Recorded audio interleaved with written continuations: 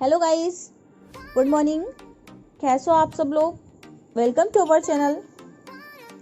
In this video we discuss about the experimental methods for the determination of crystal structure. आज हम बात करेंगे crystal संरचना का निर्धारण। कैसे हम क्रिस्टल संरचना का निर्धारण कर सकते हैं। बहुत ही इम्पोर्टेंट क्वेश्चन है। चांसेस हैं कि लॉन्ग टाइप क्वेश्चन में ये क्वेश्चन पूछा जा सकता है, इसलिए सभी स्टूडेंट्स ध्यान से समझिएगा। जहाँ कहीं भी आपको डाउट्स लगे आप पूछ सकते हैं। चलिए स्टार्ट करते हैं। जो क्रिस्टल संरचना का निर्धारण है वह हम 3 मेथड्स में देखते हैं। फर्स्ट है Bragg rotating crystal method, second है लाउस मेथड और थर्ड है powder method. First we discuss about the Bragg rotating crystal method. Bragg rotating का एक्सपेरिमेंटल क्रिस्टल मेथड जो डायग्राम में दिखाई दे रहा है, इसके अंदर क्या होता है, एक्सरे ट्यूब से एक्स किरण पुंज को हम स्लिट से पास करवाते हैं।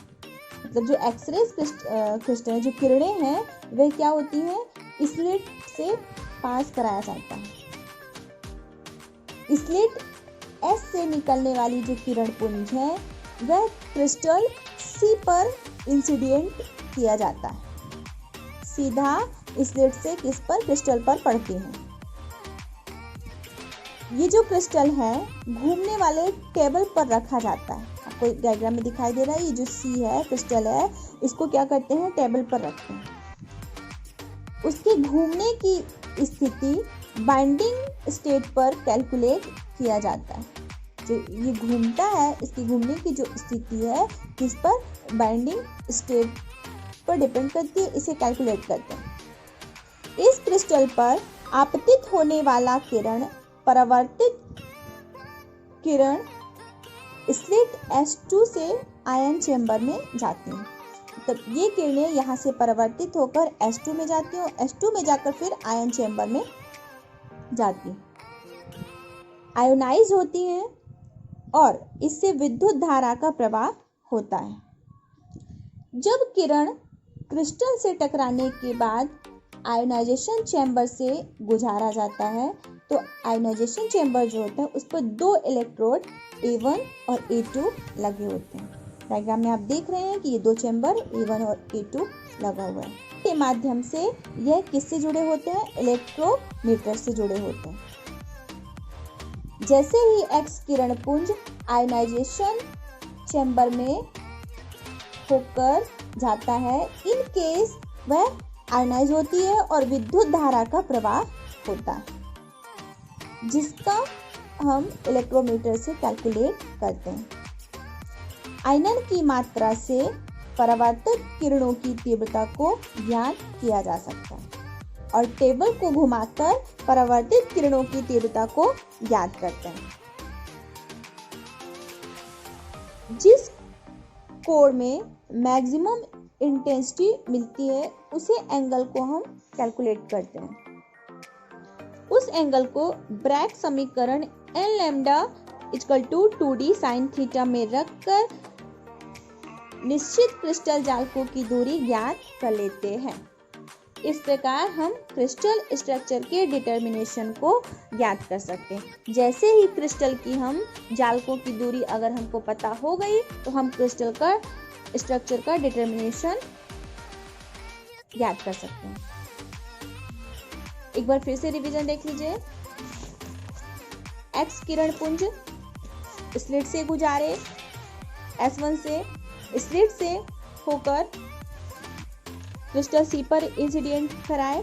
क्रिस्टल से इंसिडेंट कराने के बाद उसमें वह परावर्तित होती है और S2 पर जाती है। S2 से आयन चेंबर में होकर जिसमें इलेक्ट्रोड A1 और A2 लगे होते हैं वह पूरी तरह से क्या हो जाती है, आयोनाइज हो जाती है। आयोनाइजेशन होने के बाद वह किरण पुंज आयनन की मात्रा और परावर्तित किरणों की तीव्रता को हम ज्ञात कर सकते हैं। इसी प्रकार जिस कोण की मैक्सिमम इंटेंसिटी होती है उस एंगल को हम कैलकुलेट कर सकते हैं और उसी एंगल को Bragg equation L lambda equal to 2d sin theta में रखकर क्रिस्टल जालकों की दूरी ज्ञात कर सकते हैं। और जब क्रिस्टल जालकों की दूरी हमको पता हो गई तो हम क्रिस्टल स्ट्रक्चर का डिटर्मिनेशन को ज्ञात कर सकते हैं। नेक्स्ट है लाउस मेथड। इस मेथड में क्या होता है, इस मेथड में क्या होता है, एक्सरे ट्यूब से जो किरणें हैं वह बीम से होकर लेड स्लिट से पास कराया जाता है। क्या हो रहा है इस मेथड में कि एक्सरे ट्यूब जो है, एक्सरे ट्यूब से किरणें बीम से कन्वर्ट होकर लेड स्लिट में पास हो रही है, ठीक है। और लेड स्लिट से पास करने के बाद यह क्रिस्टल पर इंसिडेंट होती हैं। क्रिस्टल पर जैसे ही क्रिस्टल पर यह इंसिडेंट होती हैं तो यह फोटोग्राफिक प्लेट पर अपनी छाप छोड़ देती हैं। इस प्रकार से क्रिस्टल लेड स्लिट और फोटोग्राफिक प्लेट के बीच माउंटेड होता है। अब इस सेंटर पर जो डार्क स्पॉट आपको दिखाई दे रहे हैं, सेंटर पर जो डार्क डॉट डॉट बिंदु दिखाई दे रहा है, वह यह रिप्रेजेंट करता है कि किरणें अनडिफ्रैक्टेड हैं, जबकि जो स्मॉल डॉट हैं सेंटर के बाहर वह क्या बता रहे हैं कि यह किरणें कैसी हैं, डिफ्रैक्टेड हैं। तथा सर्कुलर, ये जो सर्कल आपको दिखाई दे रहा है, इस सर्कल के बीच की डिस्टेंस प्लेन को रिप्रेजेंट करती हैं। इससे d की वैल्यू कैलकुलेट कर सकते हैं तथा क्रिस्टल डिटर्मिनेशन कर सकते हैं। फिर से रिवीजन कर लेते हैं कि जो एक्सरे ट्यूब से जो किरणें हैं वह किस पर, लेड स्लिट पर पड़ती हैं। लेड स्लिट पर पड़ने के बाद यह क्रिस्टल किस पर, फोटोग्राफिक प्लेट पर अपनी छाप छोड़ देती हैं। फोटोग्राफिक प्लेट पर छाप छोड़ने के बाद ये जो क्रिस्टल है लेड स्लिट और फोटोग्राफिक प्लेट के बीच में माउंटेड हो जाता है। और ये सेंटर पर जो डॉट डॉट, इस प्रकार से हम क्या देखते हैं कि जो सेंटर पर डॉट डॉट बिंदु दिखाई दे रहे हैं, ये डार्क कलर का, वह कैसा है, अनडिफ्रैक्टेड है। जबकि जो स्मॉल दिखाई दे रहे हैं सर्कल के बाहर, वह यह रिप्रेजेंट कर रहा है कि किरणें कैसी हैं, डिफ्रैक्टेड हैं। जो सर्कल के बीच डिस्टेंस है वह प्लेन को रिप्रेजेंट करती हैं। इससे डी की वैल्यू हम कैलकुलेट कर सकते हैं तथा क्रिस्टल की संरचना का निर्धारण कर सकते हैं। नेक्स्ट है हमारा पाउडर मेथड्स। बहुत ही इंपॉर्टेंट मेथड है क्योंकि पाउडर फॉर्म जो होता है, पाउडर फॉर्म में किसी क्रिस्टल की निश्चित ज्यामिति नहीं होती। क्यों?